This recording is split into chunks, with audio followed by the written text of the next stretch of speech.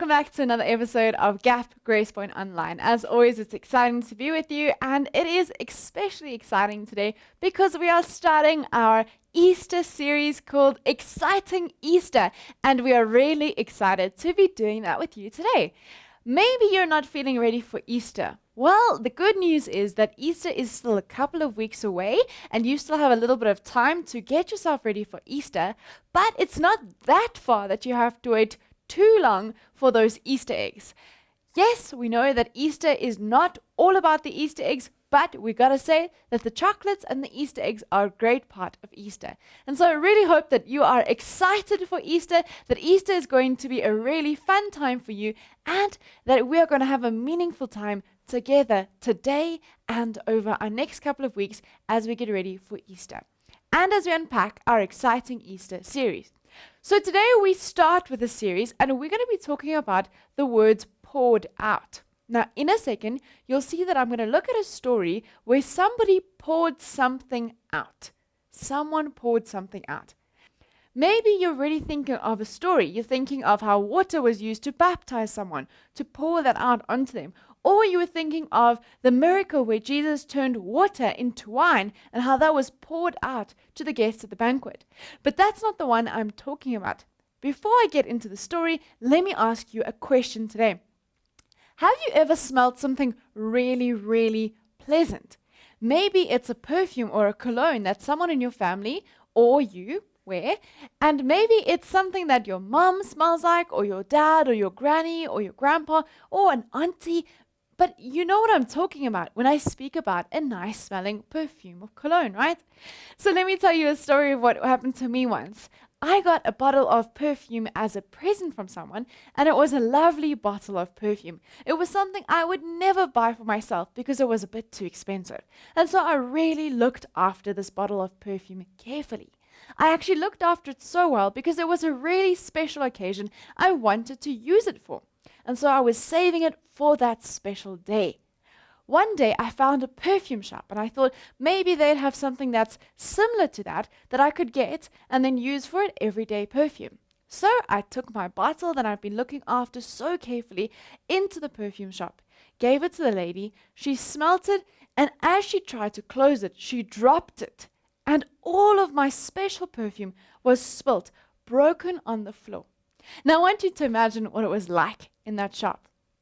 Immediately, all you can smell is perfume. It fills the entire room.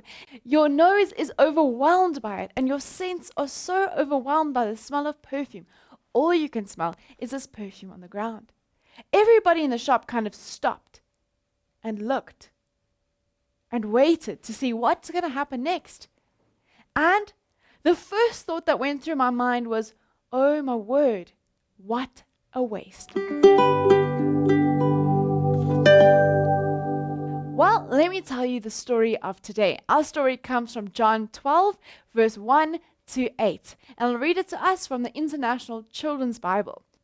6 days before the Passover feast, Jesus went to Bethany where Lazarus lived. Lazarus was the man that Jesus raised from the dead. Remember that story where Jesus went to visit somebody and then he died much later on and he went back and he raised him from the dead even though he had been dead for a long time and was already rotting? Well, he went back to his house, Lazarus' house in Bethany. And so they had a dinner for Jesus. Martha, his sister, served the food, and Lazarus was one of the people eating with Jesus. Mary, who was Lazarus and Martha's sister, brought a pint of expensive perfume made from pure nard. So she brings this in, and everyone's probably wondering, what is she going to do with this? She pours the perfume on Jesus' feet, and then she wiped his feet with her hair, and the sweet smell of perfume filled the whole house. Now remember, like I was saying, as the perfume broke, as the lady broke the perfume, or it broke on the floor, it smelled like that perfume in the whole shop. Imagine what a small house would smell like if it was a whole pint of expensive perfume made from pure nard. Well, that's what was happening. Let's continue reading so we can see what the rest of the story holds for us. Then she wiped his perfume with her hair, and the smell filled the whole house. Judas Iscariot, one of Jesus' followers, was there as well. He was the one who would later turn on Jesus and betray him. Judas says, this perfume was part and worth of an entire year's wages. It should have been sold and the money given to the poor. But Judas did not really care about the poor. He said this because he was a thief. He was the one who kept the money for the disciples, and often he stole some money from it. Jesus answered, leave her alone, let her alone. It was right for her to save this perfume for today, for me to be prepared for burial. The poor will always be with you, but I will not always be with you. You will not always have me. That's the end of our story. And like you can see, there's some crazy things happening.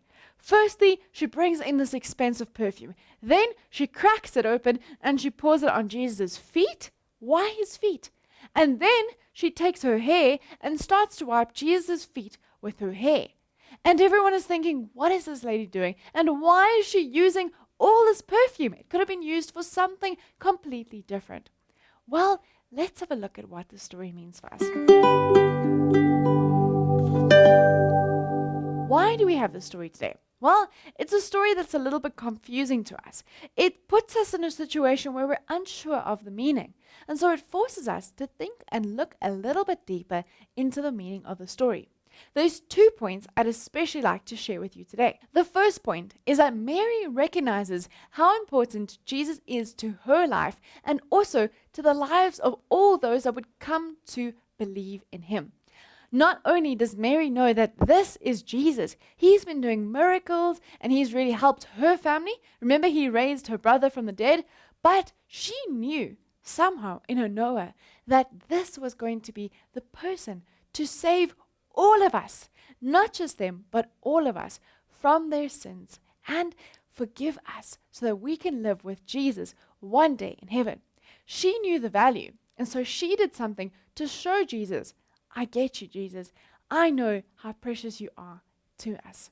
Now what we also see is that Judas disagrees with her. He's immediately like, wait, hold up. You shouldn't have used that perfume. And she knows she did it because Jesus is precious to her and to all of us. You see, sometimes in our lives, we'll have people that will disagree with us about how important Jesus or church life or faith is to our lives. We might have people asking us, but why do you spend time reading the Bible? Why do you spend time praying if there's no one you're talking to in specific? Why do you even go to church? Well, know that that is a special way for you to communicate with God, for you to worship God. And so keep at it. Be like Mary, who continues to pour that perfume out because it's her way of showing how Jesus is precious to her. Spend that time with God. Spend that time praying. Spend that time reading the Bible. Come to church. It's your way of dedicating time and showing Jesus how important he is to you. And so continue in this Lent time finding ways to spend time with God, showing him his importance in your life. The second thing we see is that it speaks about this pouring out. Mary pours out this perfume. And in a way, she shows us about something that was going to happen later on when Jesus was on the cross. It speaks in our passage about 6 days before Passover. Now, at Passover, that was that meal that Jesus sat down with his disciples. We know it as the Last Supper, but it was the Passover celebration. And he said something very special when he got to the wine. He said, "This is my blood of the new covenant, poured out for you and for many. Do this whenever you drink it in remembrance of me." And he was speaking about how when he was on the cross later on, how his blood would run and be poured out for all of us, reminding us at this time of this special act. So as Mary pours out this perfume, we know that Jesus will later pour himself out for us. Don't ever forget how special that act is. Sometimes, if we've been Christians for a long time, we start to think, well, it's just another Easter. But we must never lose the specialness of Easter. We must never forget how special Easter is and the fact that Jesus pours out his blood for us so that we can be forgiven and that we can be free from sin. Never forget that Jesus poured himself out for you and for me.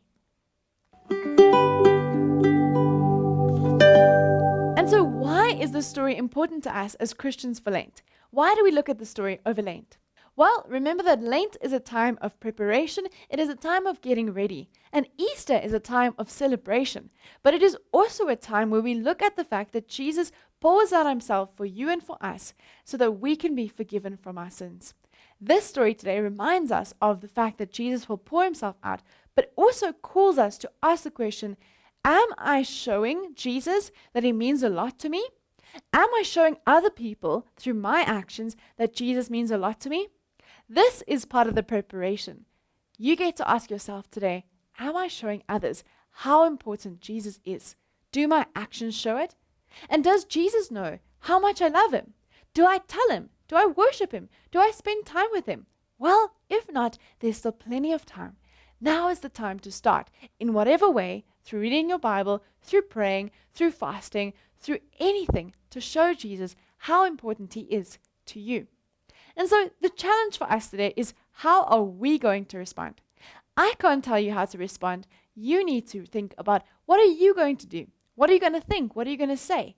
But I want to encourage you not to just switch off this video and to walk away and forget it, but to actually ask God to help you respond and do something to help you remember this lesson. And so next week when you join us, we'll continue with our exciting Easter series. We're going to be talking about, well, I'm not going to tell you just yet. I will give you a clue. Next week, we're going to be looking at a story that looks like a horse, smells like a horse, but is not a horse. That is our animal that we're going to be talking about next week, but it's not all about the, I won't tell you what it is. You're going to have to guess, but it's not all about that. It's about Jesus as we continue our exciting Easter series. Please join us next week as I give you the answer to our riddle for today. Looks like a horse, smells like a horse, but it's not a horse. And I'll see you again next week, guys. Have a fantastic week, and please don't forget to join us. Thanks, guys. Bye.